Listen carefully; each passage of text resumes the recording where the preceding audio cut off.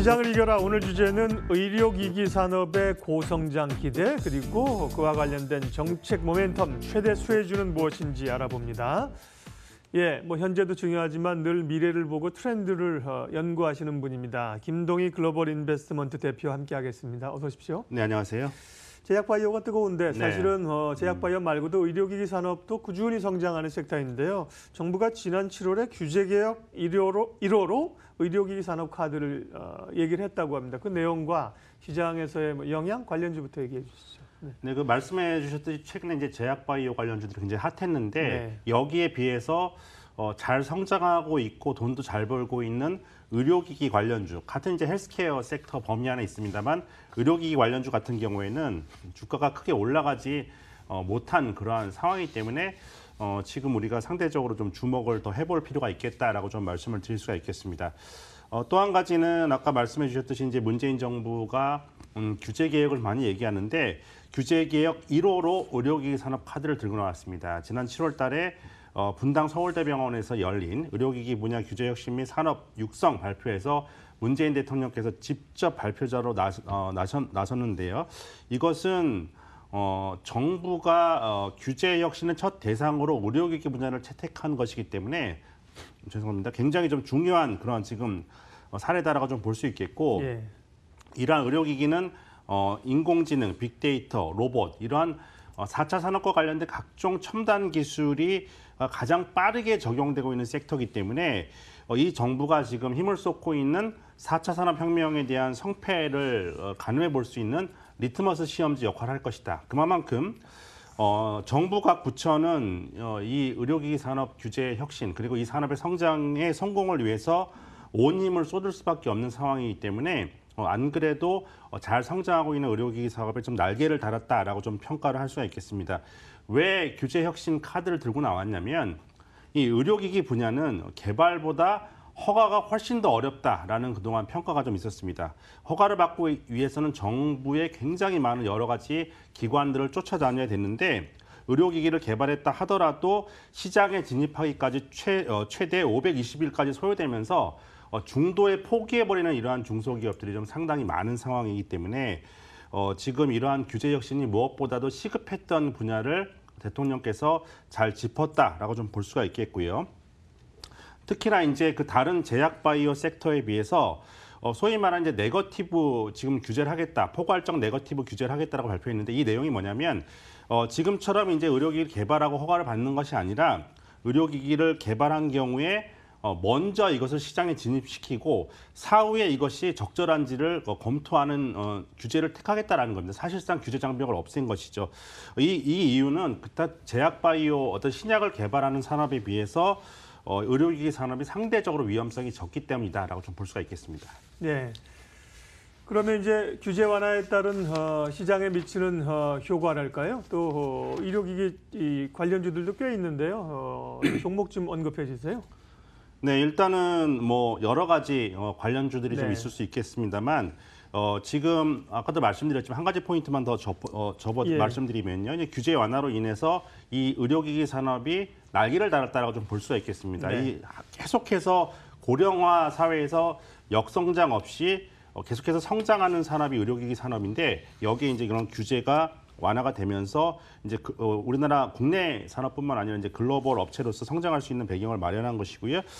지금까지 이제 여기에 해당되는 업체들을 좀 보면 체외 진단의 아이센스, 체성분 분석기 인바디, 의료용품의 세움메디컬 덴티움, 그리고 의료정보 솔루션의 인피니티 헬스케어와 비트컴퓨터, 3D 정밀 검사 장비, 고영 이런 업체들이 여기에 해당된다라고 좀 볼 수가 있겠습니다. 네. 그러게요. 시장 규모도 표로 나왔는데 2013년에 46억 달러에서 국내 시장 규모죠. 2017년에 62억 달러로 늘고요. 그 표에 보면 의료기기 관련 업체 수가 3,000개가 넘는 게 의미가 있네요. 아무래도 이제 정부에서 이런 업체들이 먹거리를 줄 수 있다는 점에서요.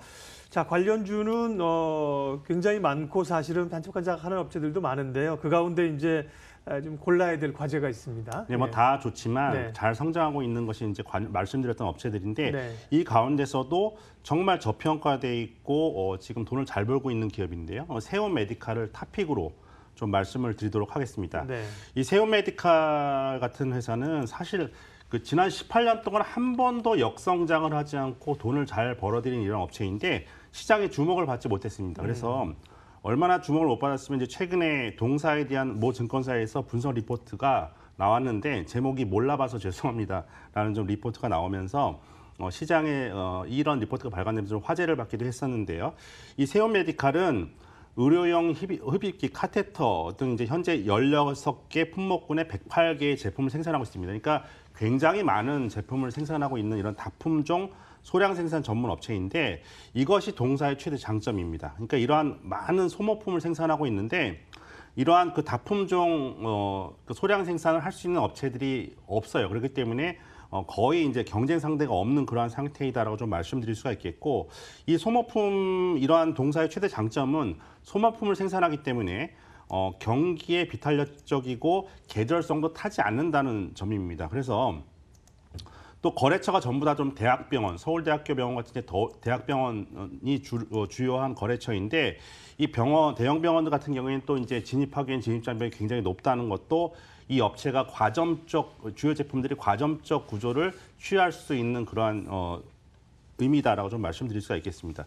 주요 제품들을 보면 의료용 흡인기 같은 경우는 국내 시장 점유율이 무려 85%입니다. 거의 뭐 독점적 지위를 갖고 있다고 좀 말씀드릴 수가 있겠고 튜브 카테터 같은 경우도 57% 수준이기 때문에 과점적 지위다라고 좀 말씀드릴 수가 있겠습니다. 이러한 소모품들은 재활용이 불가능하고 마땅한 경쟁 상대가 없기 때문에 아까도 말씀드렸지만 세온메디칼 같은 경우에는 지난 18년 동안 한 번도 역성장을 하지 않은 그런 기업인데요.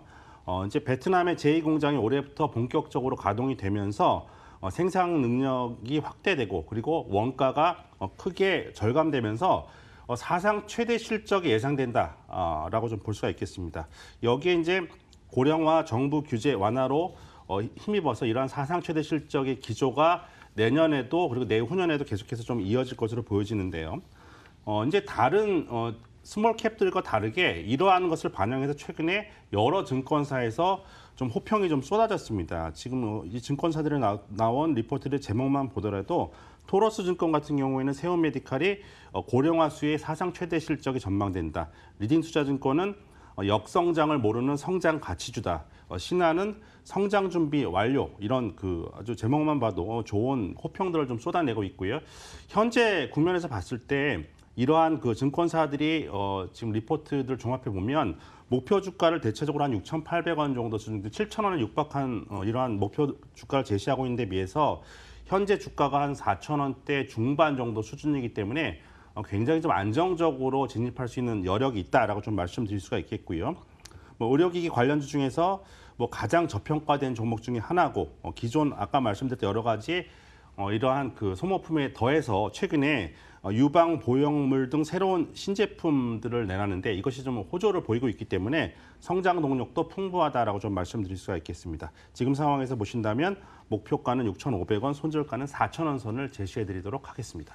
네, 오늘 의료기기 산업 관련된 얘기를 하셨는데요. 앞서 그 의료기기 섹터별로 종목들이 쭉 있었는데 사실 좀 탐나는 기업들이 많은데요. 그 가운데서 특별히 세온메디칼을 오늘 말씀을 해주셨죠. 예, 글로벌 인베스트먼트 김동희 대표님 함께했습니다. 고맙습니다. 네, 감사합니다. 예, 지수는 올랐는데 뭐 조금은 숨고르기를 좀 하는 모양새입니다. 코스피는 강보합권, 예, 코스닥도 약보합 갔다 다시 강보합으로 전환해 놓은 상태입니다.